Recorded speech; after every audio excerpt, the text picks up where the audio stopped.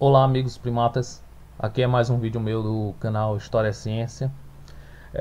Hoje eu gostaria de falar sobre um tema, é, creio eu, né, que seja o mais interessante, pelo menos para mim, de todos os vídeos que eu gravei até agora, pelo menos é o que é um dos assuntos que mais me chama a atenção assim, é sobre a Revolução Pernambucana de 1817, né? Que é uma revolução que marcou não só a história de Pernambuco, mas a história do Brasil como um todo. Que foi o movimento que teve como tentativa a separação, né, de Pernambuco do restante do Brasil. Como eu já expliquei em alguns outros vídeos, essa questão da separação, não só de Pernambuco, mas outros estados, como teve no Rio Grande do Sul, a Revolução Farroupilha, né, a Inconfidência Mineira, a Conjuração Baiana. Essa questão da separação da coroa portuguesa em várias capitanias, né, do Brasil era muito comum. O Brasil veio só muito tempo se configurar o território gigantesco que é hoje. Mas sobre a nossa revolução, né, a revolução de 1817, né, do nosso estado de Pernambuco, assim como as demais, ela teve muita influência, né, nas ideias dos iluministas, né, dos filósofos iluministas da Europa, né, tanto através de livros contrabandeados, como de alguns brasileiros, né? No caso, muitos pernambucanos que iam estudar na Europa e tinham contato com essas ideias e quando voltavam traziam essas ideias revolucionárias para cá, né? A Revolução Francesa, né? Com aquele lema de liberdade, igualdade, fraternidade, teve um impacto muito forte aqui. E assim, diferente da Conjuração Mineira, onde com exceção de Tiradentes, que era o, vamos dizer assim, o peixe pequeno do movimento, nessa revolução houve muitas mortes porque foi uma revolução que teve uma forte adesão popular. Sobre a questão da escravidão, se debatia nesse movimento o fim da escravidão, mas não de imediato, porque infelizmente, querendo ou não, a economia era baseada na escravidão. Então, se de imediato eles propôssem o fim da escravidão, eles não iriam ter apoio financeiro, militar, dos donos de escravos que também visavam essa separação, né? Queriam lucros, né? Do restante do Brasil. Até porque, na verdade, Pernambuco e as demais províncias estavam sustentando a capital, que agora era o Rio de Janeiro, né? Não era mais Salvador, mas sim o Rio de Janeiro. Passou a ser a capital, né? Devido àquela questão do contrabando de ouro em Minas, transferiram a capital de Salvador para o Rio de Janeiro. E quando foi proposta, né, colocada a iluminação pública, pensou-se que seria iluminação pública, né? No caso em Recife, né? Mas no caso a iluminação pública que estava somente ali na capital, no Rio, os impostos adquiridos com a venda do açúcar, né? A cana de açúcar muito forte, né? Aqui em Pernambuco, era para pagar todas as despesas, né, todos os gastos da coroa que estava lá no Rio, né? Como vocês já devem saber, devido à invasão de Napoleão, né, a Portugal, a família real fugiu, né, para cá para o Brasil e se instalou ali no Rio de Janeiro. Rio de Janeiro sendo a corte da coroa portuguesa. Então, isso foi um dos motivos que motivou o desejo da separação, né? E ocasionou uma revolução realmente muito forte, muito sangrenta. A Paraíba, o Rio Grande do Norte e parte do Ceará foi um dos estados que apoiaram essa revolução republicana, onde se já tinha o desejo de se formar uma república, como eu disse, romper com a coroa, né? O estado de Alagoas, na época, fazia parte de Pernambuco. Pernambuco era bem maior do que é hoje. Só depois, com a derrota desse movimento, dessa revolução, né, que houve a separação, né? O imperador, né, Dom Pedro, foi e separou Alagoas de Pernambuco, né, formando aí um outro estado para enfraquecer o poder, né, de Pernambuco. Por isso que é difícil você encontrar aqui em Pernambuco alguma praça ou escola, qualquer coisa com o nome de Dom Pedro I. Aqui onde eu moro, aqui, né? É, na pracinha aqui perto da avenida onde eu moro, tem uma praça Dom Pedro II. Dom Pedro I eu realmente não encontrei nenhuma. Então essa Revolução Pernambucana ela queria a República, a separação de Portugal e, como eu disse, além de ter a influência da questão da Revolução Francesa e dos ideais iluministas, a Revolução do Haiti, que foi uma revolução que começou do meio popular, né, do povo, dos escravos, e conseguiu, né, derrotar a coroa francesa. A própria independência das três colônias que vieram formar os Estados Unidos da América tiveram também influência nessa, nessa luta, né, nessa resistência contra os portugueses. Aí tem um dos principais líderes, né, da Revolução Haitiana, Jean-Jacques Dessalines, que foi um mentor, né, um dos mentores da Revolução Haitiana, e muitas das ideias deles foram trazidas para cá, para Pernambuco, para poder dar mais força, mais um impacto mais intelectual, mais militar, né, nessa revolta.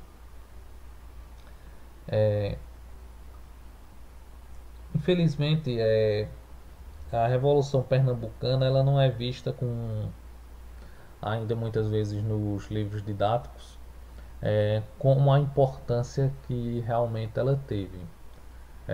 Principalmente muitos historiadores do Rio de Janeiro tentam classificá-la apenas como um simples motim. Mas se ela não fosse uma revolução, ela não teria causado o impacto que ela causou.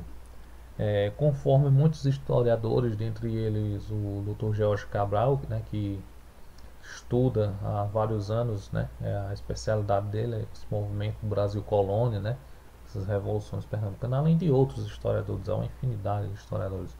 Eu vou procurar e vou deixar um link na descrição do vídeo, ainda não só tem o professor Jorge Cabral, mas outros grandes professores de história, né, de todos os estados, falando sobre essa revolução, né, no Senado Federal da Câmara, aqui em Brasília, né, comemorando, né, o bicentenário da Revolução Pernambucana.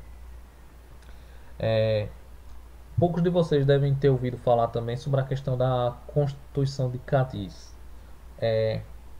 Essa Constituição tinha as atitudes liberalizantes das Cortes de Cadiz, inspiraram imitações e provocaram também reações entre as elites. Ou seja, a revolução começa a eclodir no Recife, que era um pequeno porto de Olinda, devido a essa Constituição de Cadiz também, que justamente era o que, como eu já expliquei, os gastos, né, o arrecadado através da venda da cana-de-açúcar e tudo mais, era pago na iluminação pública, porém era para a iluminação pública lá no Rio, onde estava a coroa, né? Foi uma coisa que gerou revolta, e um dos motivos para aumentar o desejo da separação do Brasil, né? E também aquela questão, né? Os pernambucanos, né? A capitania de Pernambuco, a província de Pernambuco, não estava aceitando ser governada por um português, já que nós estávamos já independentes de Portugal, então deveria ser alguém nascido no Brasil governar o país, não alguém que foi nascido em Portugal, como o caso Dom Pedro I. Pernambuco passou a exigir muitas coisas, né, do Rio de Janeiro, porque no conflito contra os holandeses, né, quando os holandeses tentaram colonizar aqui a região de Pernambuco, os líderes acabaram ficando ao lado da coroa portuguesa. E em troca de inúmeros favores, como sabemos, né, como funciona, como sempre funcionou a política, né. Mas como esses favores não foram atendidos e todo o privilégio estava indo somente para a coroa portuguesa, foi aí onde começou a revolta, né? E vários pensadores começaram a aderir ao movimento. O interessante notar também é que a Igreja Católica local, né, no caso aqui em Pernambuco, principalmente ali, né, no porto de Recife, que a capital na época ainda era Olinda, e Recife era um pequeno porto, né, ali vizinho à capital, que no caso era Olinda.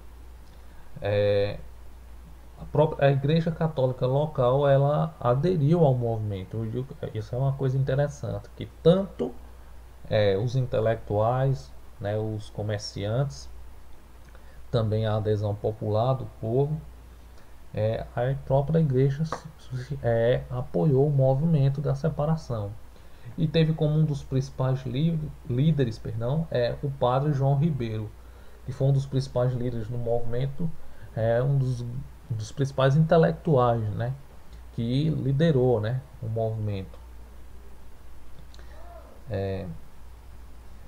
Ele acabou, quando a revolução acabou não dando certo e infelizmente devido à não adesão talvez da Bahia, porque quando fomos buscar a adesão, né, dos baianos, né, na época, acabou acontecendo que a Bahia se colocou ao Estado, né, a favor do Estado português, né, da coroa, e muitos dos líderes enviados, né, a Salvador para buscar a adesão ao movimento foram traídos, né, e rapidamente, dentro de 20 dias, a corte do Rio veio a Pernambuco, sufocando o movimento.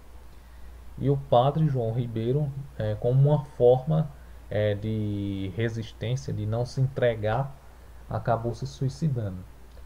Mas a coroa portuguesa ela queria demonstrar o seu poder.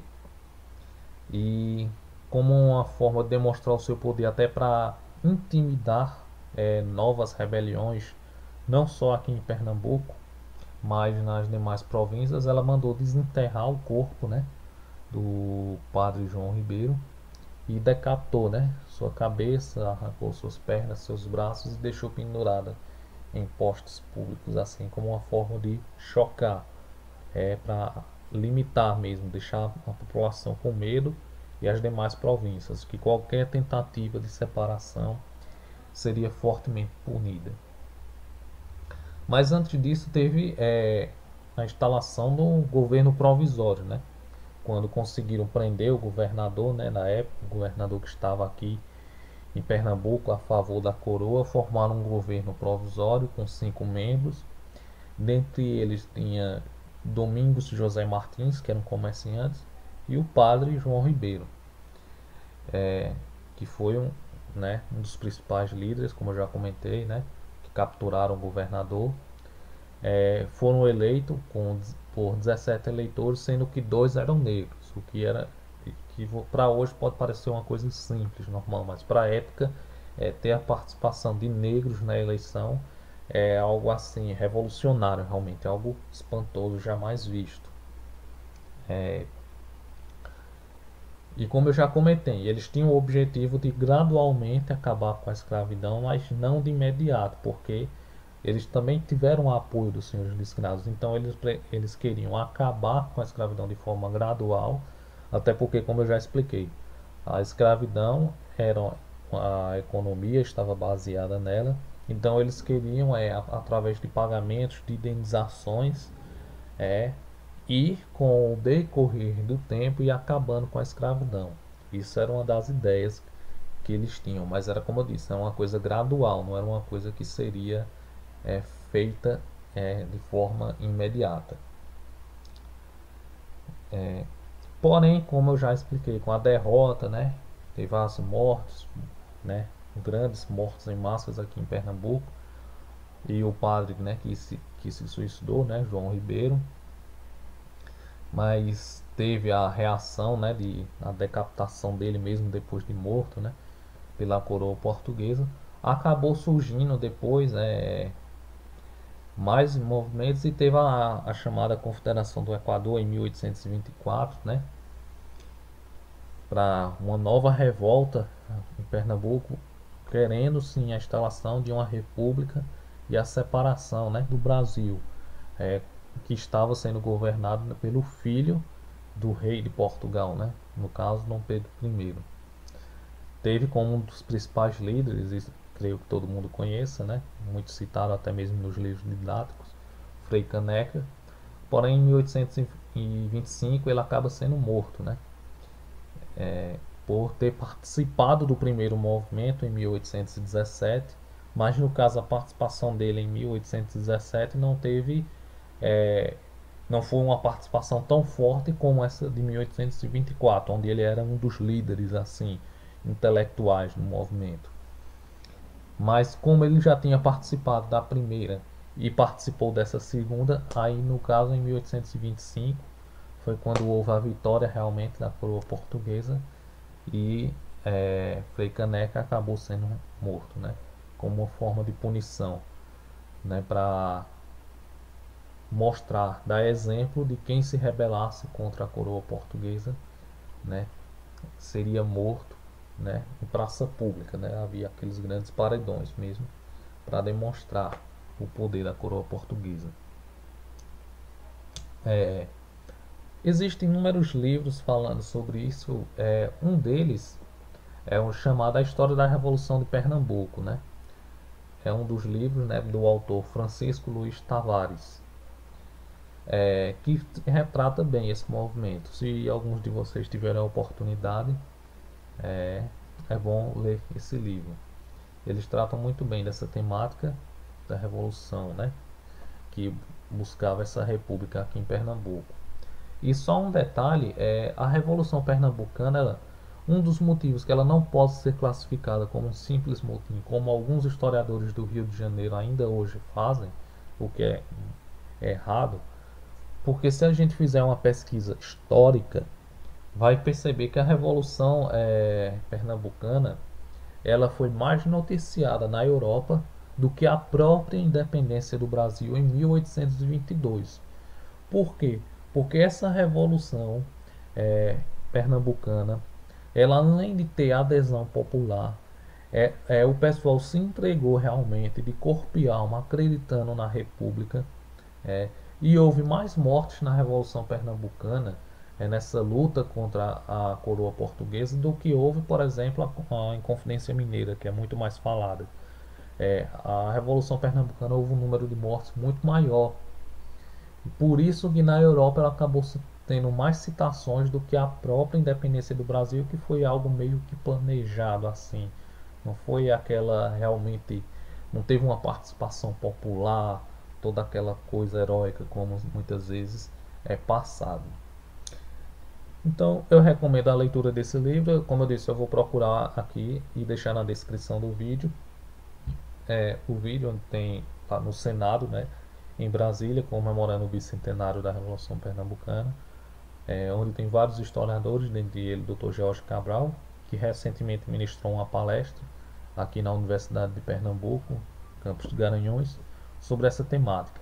Então eu recomendo a todos, além da leitura do livro, ver esse vídeo e o vídeo aqui do professor, que eu vou deixar aqui na descrição do vídeo. Bem, era só isso. Eu espero que o vídeo tenha sido bom. Não espero ter me alongado demais. Eu espero que vocês tenham gostado.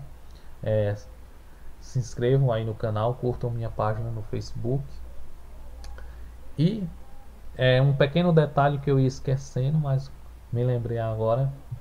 A atual bandeira de Pernambuco foi justamente a bandeira adotada nesse movimento, né, na Revolução.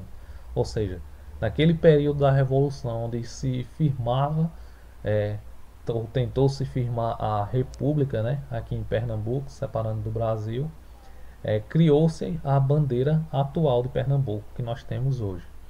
É um detalhe interessante, né, para se notar. Bem, era só esse detalhe que ia passar despercebido, mas finalmente eu me lembrei. Como eu disse, obrigado a todos que assistiram o vídeo até o final. Curtam a página no Facebook. E eu espero que o vídeo tenha sido útil a todos vocês. Muito obrigado.